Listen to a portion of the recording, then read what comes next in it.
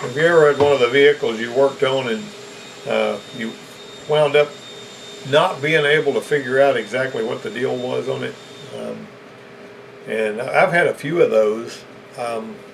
Sometimes it's fairly easy to figure out. A lot of times it'll be a mystery until you find the problem, but then when you finally, sometimes you find the problem and there's a mysterious reason for it that you just never really could figure out. Um, there's other times it's plain as day. Once you find out what's wrong, you say, well, that makes all the sense in the world. But I had told about a RX-7 Mazda that kept burning out axle bearings. And it would burn the axle bearings out, and they'd put some in it at the dealership under warranty, and then it would burn out another set of axle bearings about 2 or 3 weeks later, and they'd put another set in it. So finally, they put a whole new rear end under it, whole new, rear axle assembly, and it burned the axle bearings out in that one too. And so they bought it back, and it went back to Mazda bought it back, and it wound up at the training center down there in Jacksonville. And the guy at the training center was telling me about it. And he said the reason it was burning out those axle bearings, the guy figured out when he was teaching an electrical class using that car to do it, he said was because the ground connection at the block was loose. And every time you start the car, the ground would run down the drive shaft, and it would run out to the run out the axles, and it would arc on the bearings, and then it would come back up the park brake cables and go all the way back through the body to the engine, and the car would start. Now this happened instantaneously, but if you keep arcing on those little rollers, then they're going to get pitted and they're going to start making noise. That was kind of a mystery. But after you found out what it was that was going on, it was very simple to determine this is what was the deal. Well, I got a couple I'm going to tell you about today. The one that had the mystery was this little 96 Geo tracker, and it had an air conditioner problem. Okay, the air conditioner is inoperative, but it worked just fine last summer. That's what the girl told me when she brought it in. True story. This wasn't something somebody else worked on. I had my hands all over this one. But first, let's talk about the sob story. Okay, this sob story, there was a girl that was in the upholstery department that came over there, and she says, my sob won't start. It was basically an 88 model Saab turbo. And so I went over there to look at it, and what I determined, because that it wouldn't start, it would spin, but it wouldn't fire, because there was no power getting to the fuel injectors. And so whenever I went through the wiring schematic, I determined that on the way to the fuel injectors, the wires go through this little boost pressure switch. Now, the reason the boost pressure switch is on there is if you have too much boost because of a malfunction in the turbocharger system, rather than having the engine destroy itself with too much boost, this boost pressure switch would kill the power to the injectors if the boost went up too high. So it had a vacuum line, running all the way to the manifold for this thing.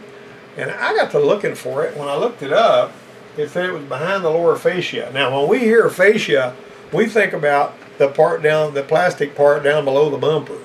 That's what we think about in this country. Over there, the fascia basically means the kick panel.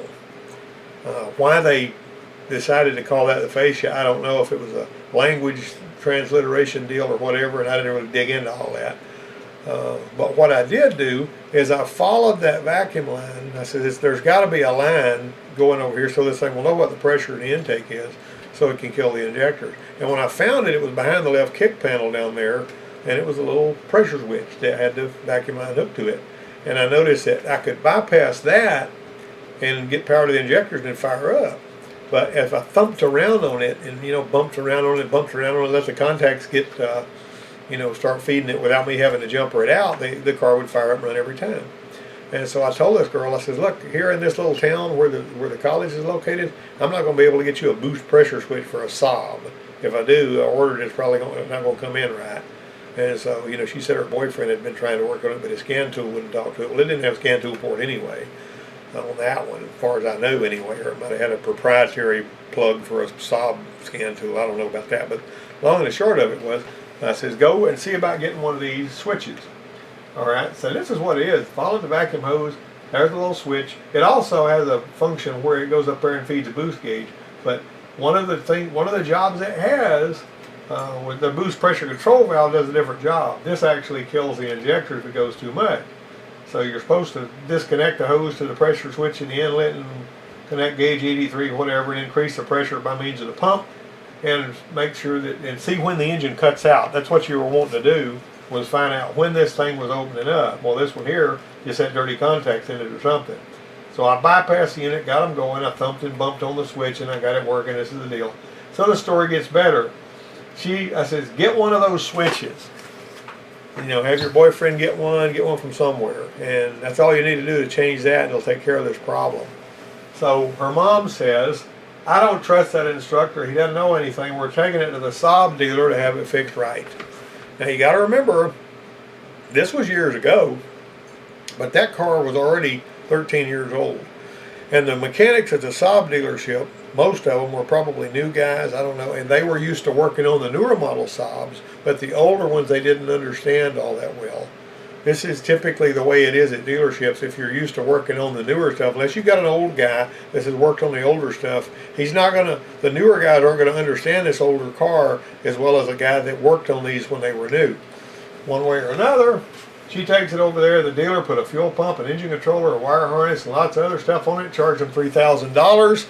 It still wasn't fixed. Okay, so they were getting really, really frustrated with this. And the girl told the mechanic, change the boost switch under the dash. And the mechanic said, it's not under the dash, it's down behind the bumper. Go figure that out for a minute. Really? Alright, so get back to the Geo Tracker.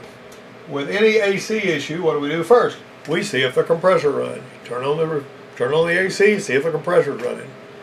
This one here, you know, I get in there and I look at the panel and, you know, I flip it over here to where it's blowing out the dash and turn on the fan and all, and I'm not seeing any compressor operation. Alright, refrigerant analysis. Neutronics analyzer detected 92% R134 and 8% R12. I used to see this a lot back in the day. There was a lot of vehicles running around that had a mixture of R12 and R134. What you're supposed to do, and I've talked about this before, is pump that refrigerant out into a bottle that's gray with a yellow top and put it aside for disposal when that bottle gets full. You don't pull that into your $5,000 AC recycling machine, and I wasn't going to do that. So anyway, we had to take care of all that nonsense first. Alright, so I fired up the compressor by energizing the AC clutch field coil directly, you know, bypassing the relay. The suction line got cold and we got cold air on the inside. Okay, what that was telling me was everything was okay as far as the refrigerant part of it. We've got some kind of electrical problem. Alright, so I decided to track this down. There's your schematic of the whole system. That's the entire air conditioning system. Here's AC compressor clutch. And this right here is coolant temperature. You notice you got your AC amplifier, which is very common on these kind of platforms, you know. Not every unit has an AC amplifier. A lot of General Motors on the ones that had automatic temperature control call theirs the programmer. But the AC amplifier is something that Asian vehicles typically like to have on them. You didn't typically have it. Most of the engine controller or the body computer will do it on American cars nowadays. This was an older one. But anyway, there's your AC switch and there's your blower speed selector. Notice when you turn on the blower speed, you start feeding, you don't get any power to the AC switch, you'll turn on the blower. And whenever you energize the AC switch, you basically send the trigger down here. Let's look at that a little closer. Alright, so we follow the electrics on there. Alright, so we just go side to side with this, you know. These two right here go to here, these here go to there, and all that. So you got AC compressor clutch relay has got power all the time. And this is hot when the key's on. And so whenever you turn that on, you know, this is also hot. You notice this comes down here. That's going to be ignition power input. AC compressor clutch relay control is going to drive that coil so that it can feed the clutch, right? One of the things that's missing off this whole schematic, and I don't know where it is, but maybe they didn't picture it, is the clamping diode, which you usually have so that the AC compressor clutch coil doesn't send a spike running back through there and destroy something. Like parts of the inside of the module. It may have been built into here though. One way or another, this is how it all worked out. Okay, so there's your input components, and I highlighted these for you, and this power right here comes down there. You might notice this one here The reason that's there, there's a ground right here, which is here. There's a ground here, and it feeds over there. That's for your little LED to come on to tell you got your AC turned on, your blue LED. When this is on, though, you got power coming here. You got AC request signal right here, okay, and then the AC request signal.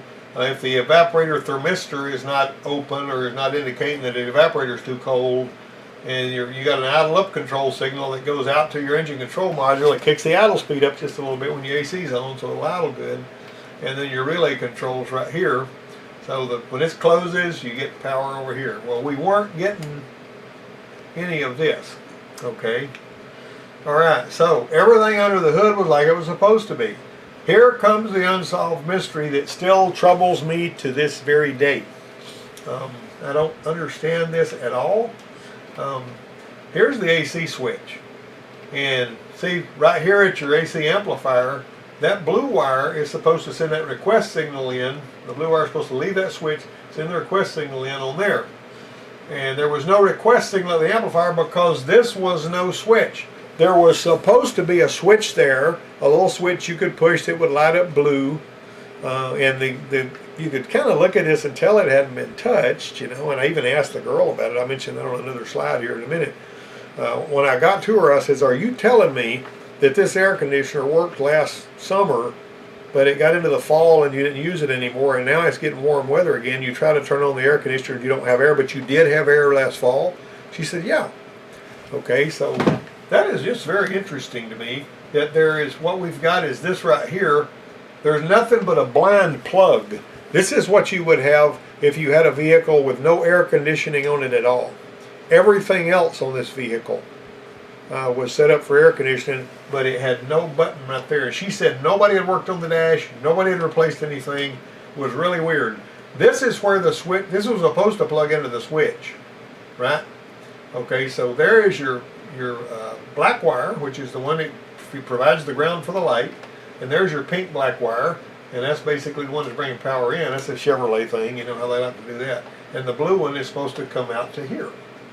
The odd thing about it was, and you can tell, you guys that have worked on cars enough, when a connector is bent around like it would be if it was plugged into a switch that was no longer there, this connector and its wires were just hanging there straight, like they had never been bent and they had never been plugged into anything. And it was a pristine connector that was just like factory brand new. Strangest thing I've ever seen. All right, we jumped power from the pink black wire to the blue wire, right there. That fed the AC request signal to the amplifier, and the AC kicked on. The only problem was you had a missing switch. Yet she claimed the AC had worked fine the previous summer. She also claimed nobody had replaced any part. We left that jumper in place, and what that meant was anytime she turned on the blower, the air conditioner would run if the key was on. And that solved the problem. She had cold air. She was happy as a lark. You know, if she wanted to defrost the glass or something, the AC needs to run anyway for that. So wherever else she put the rest of it, the only thing about it was anytime the fan was on, the compressor would be running. Now, she might have trouble if she was just wanting vent and didn't want the air conditioner. But when I told her it was $70 for a replacement button, she put the ixnay on that, said she did not want to pay $70 for a button. So I just put a little jumper in there. Didn't hurt a doggone thing. Nothing wrong with it. No danger there. Fix that right up. How on earth was it even possible, though, that she could have been driving this vehicle, and she'd had it for a while the way she talked, and she used to have air conditioner but doesn't now? If somebody bought this vehicle brand new and drove it and the air conditioner didn't work, they would have complained about that and took it back to the dealer. This looked like something that had been wrong with this vehicle ever since it was a brand new vehicle. And you got to remember, it was years and years old when we first saw it. Anyway, we scored on this one. We made it work. But the wackiest thing in the world was the fact that this thing did not have an AC button on there. We'll back that up a minute. Right there. All right, look at that. All that was a blind plug. There was nothing there. You're supposed to break that out of there if you're going to put a switch in there. Okay, so this is what we did. We jumped from here to here. And then we basically fixed her right up. All right, this was a short one. I hope you enjoyed it. It was one that it's a story I like to tell because I've never yet solved the mystery of where that button went or why it was never in there. And just like I say, from the way looking at that harness it plugged into the button, you could tell it had never been plugged in since that was a brand new vehicle. My brother had a 66 Cadillac convertible one time that he bought. And this was, an old car even then. And one of the power windows didn't work or something. Can't remember what that was. And when I went tracking that down, I found a wire pushed back in a connector, and it looked like it had been pushed back ever since that was a brand new car. This stuff that's been there ever since the car was new, you can usually look at that and tell. There was another situation where my mother-in-law had an 87 Chrysler LeBaron, New Yorker, I'm sorry. And this thing, whenever it would rain, water would puddle up in the floorboard. She bought it brand new, and the Chrysler place just never got around to fixing it, kept putting it off. And she asked me, she says, can you look at my car and see whether water has standing on the floorboard? I got to put a towel down there every time it rains. And I said, sure, no problem. I said, give me a flashlight. And so I laid in the floorboard with my head up under the dash with a flashlight while she used a water hose to flood the car. And I saw water coming in through a seam up there, a body seam. And so I took that, I basically had to take the park brake assembly down to get to it. But I put some of this body putty in there and fixed that thing. I don't know why the people at the dealership ever fixed that. Unless they just kept kicking it down the road and it went out of warranty and figured it was her problem, not theirs. But every now and then we'll run into one where you can tell by looking at it that ever since the car was built, that thing was like that. There was one more I was going to talk about. There was a doggone little LTD, and it was one of those that back in the early '80s that they had a fuel pump in the tank that was kind of like a windshield washer pump that fed the heavier fuel pump on the frame that was supposed to keep the car going. If that fuel pump in the tank didn't run on the pickups like the Rangers and the F-150s, that pump on the frame would lose its prime, and you'd have all kinds of intermittent problems. It might run, it might not. And whenever I don't even remember why I was going back there looking, but this little LTD wasn't giving any running problem, but I had to go check about something back there. And I discovered that the wire that was going back to the fuel sending unit and that pump in the tank had a pushed back pin that had been pushed back ever since that was a brand new car. And that was one of those mysterious things. But the tank and the pump were pretty much on the same level on that one. I don't know if it was something to do with the logistics of the pump in the tank. Even though that pump in the tank had never run a single time, the pump on the frame somehow managed to always pick up a prime. They do that. And here's one last one, a little funny one. There was a guy that was working on this van over in the corner of the shop, and he had the engine running, and he was leaning up under the hood, reaching across there with the engine running. I don't know what kind of van it was, but it was one that had a hood prop, and he had his drop light with an old incandescent bulb under there, and you know how bad those were to burn you and to burn the carpet and everything else. My dad always said they were a trouble. You called them a trouble light because they caused you a lot of trouble. They shined in your eyes and they burned you. You got your arm against them, and they'd burn the carpet if you left it laying in there and all that. Of course, you use those 50-watt rough service bulbs. It wasn't quite so bad. But the point is, this guy managed to burn himself on his drop light. And when he burned himself on his drop light, he jerked his elbow back and he knocked the prop rod out from under the hood. And the hood closed up. And here he was, trapped by the hood with the engine running, laying in there on top of that thing in, help, help, help. And it looked real serious when you looked over with his legs kicking and him screaming and hollering help. But, when you opened the hood up and let him out of there, the guy over there next to him did, it was so funny that we couldn't stop laughing. But anyway, every now and then there's a little funny like that. There are these little jokes you play on people that you can't really talk about that when you're teaching new mechanics, because they'll turn out being jokesters, and you can get fired by being a jokester when you've only been working somewhere 2 or 3 weeks. But I was doing some walking behind this buddy of mine named Donnie, and I had this bubble paper, and I squeezed it and popped it behind him. And in the meantime, he was trying to decide whether or not to check a live circuit with his meter, because the book was telling him to check this live circuit without unhooking the battery, and he was afraid if he checked it with his own meter when the circuit was live, he was going to destroy his meter. And about the time he decided to go ahead and give it a try, when he touched the leads, he heard the bubble paper, and he jumped back, and He says, your timing was absolutely incredible. I didn't even know what he was thinking, but every now and then something will happen so that you're thinking about blow up in your face, you know. Anyway, rather than just running my mouth about stuff like that, I'm gonna let you guys go because I know you got work to do.